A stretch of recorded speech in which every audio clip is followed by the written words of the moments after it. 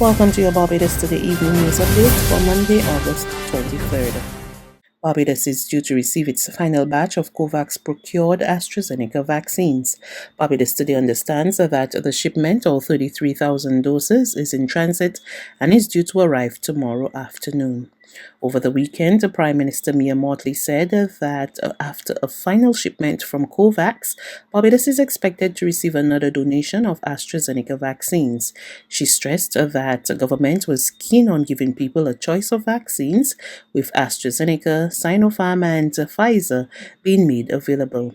Now, on the Barbados's national vaccination program, 103,200 people have received the first doses of a COVID-19 vaccine, while 90,675 people, that's 33.5% of the population, have been given second doses and are now fully vaccinated. Meanwhile, opposition leader Bishop Joseph Atherley has welcomed the government's decision against mandatory COVID-19 vaccinations. He gave his view on the decision following Prime Minister Mia Mottley's announcement in a national address over the weekend. I'm glad to hear in more definitive terms now that government is not agreeing to any move towards a mandatory vaccination program. I had said this earlier. I am glad to hear of the intended emphasis on education and information. I think that effort thus far has been deficient, and I had called for an improved platform so far as that is concerned. Barbados recorded 16 new COVID-19 cases on Sunday. The 8 males and 8 females were identified out of the 1,145 tests conducted by the Best Dos Santos Public Health Laboratory. There are currently 161 people in isolation. Since the start of the pandemic, Barbados has recorded 4,668 confirmed cases of COVID-19, consisting of 2,279 females and 2,389 males. 48 people have died from the viral illness. In other news, investigations continue into this morning's fire at the Colonnade Mall located in the city. There were no reports of injury, and the damage, according to officials, was minor. 20 officers and 6 fire tenders responded to the fire, which Acting Fire Chief Henderson Patrick said was brought under control just around 10:30 a.m. At this particular point in time is give the all clear to the surrounding buildings to reoccupy their facilities, because we have made some checks and we have determined that the adjacent buildings are in a good enough condition for them to continue their business as normal. We will also advise those persons who occupy the Colonnade Mall in particular that they will not be able to conduct any business or occupy those spaces until they receive further instructions from the police department and the fire department. So those persons who may be in the area and we're thinking about going inside of the building, that is not going to be possible at this time. We have to ensure that we check the air quality inside of the building. We will engage the Labor Department for that in a short period of time, and an investigation has to be conducted to determine what may have caused the fire to start in the first place. And until that has been done, we are advising those persons who occupy businesses within the mall to stay away from that area for the time being. The Barbados Manufacturers Exhibition, BMEX, will be held virtually this year due to the COVID-19 pandemic under the theme Resilience and Growth via Adaptation. Executive Director of the Barbados Manufacturers Association, Shadi Boyce, says even though there will be no physical gathering for majority of events, she is confident that the main deliverables of the exhibition will be achieved. Boyce reported that over 30 businesses have already registered for this year's exhibition, scheduled for October 29th to the 31st. For the virtual BMEX, we are going to have a virtual set out that really mimics the physical exhibition which persons would have grown accustomed to.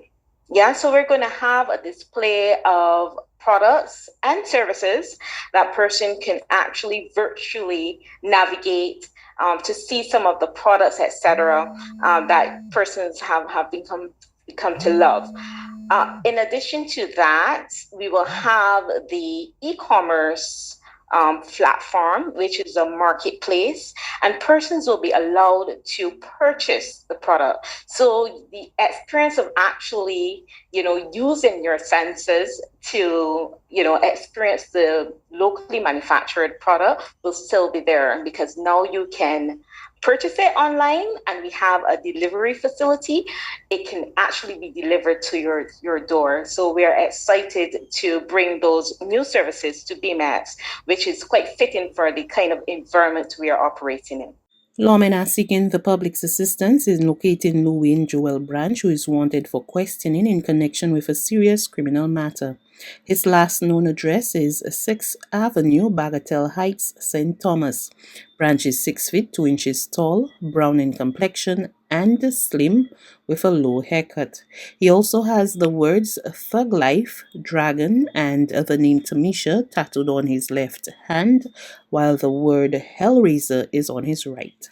Branch has been advised to report to the Oisins Police Station, accompanied by an attorney at law. There's regional and international news after this short break.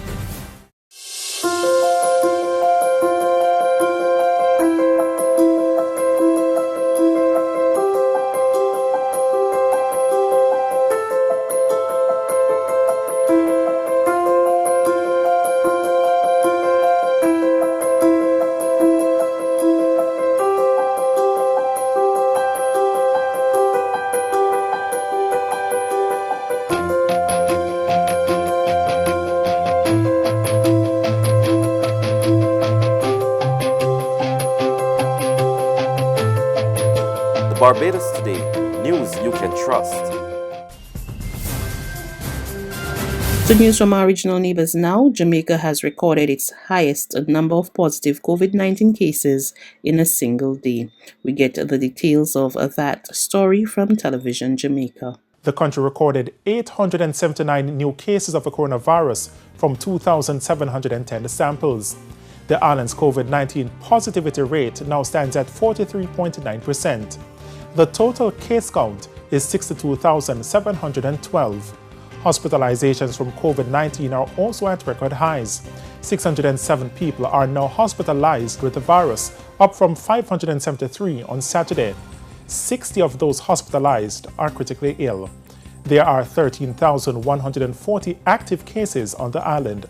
In the meantime, the virus also claimed 14 more lives for the period August 20 to 21, increasing the death toll to 1,402. Developments on the international scene now. Pfizer's 2-dose COVID-19 vaccine has received full approval from the U.S. Food and Drug Administration. It comes amid lingering vaccine hesitancy among people worldwide. More from Reuters TV. The FDA on Monday granted full approval to the Pfizer-BioNTech COVID-19 vaccine, making it the first to secure a formal okay from the U.S. drug regulator as government and health authorities struggle to win over vaccine skeptics. We hope this approval will bolster confidence of those who've been wavering.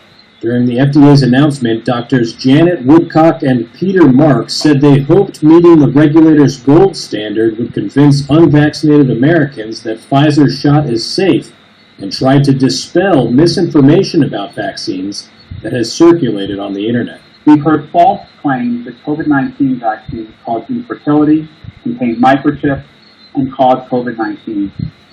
And worse, we've heard false claims that thousands of people have died from the vaccine. Let me be clear, these claims are simply not true.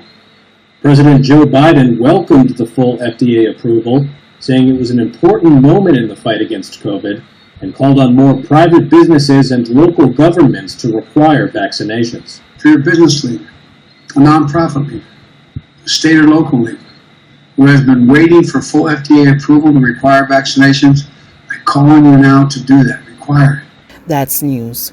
But for the very latest, visit us at www.barbadostoday.bb.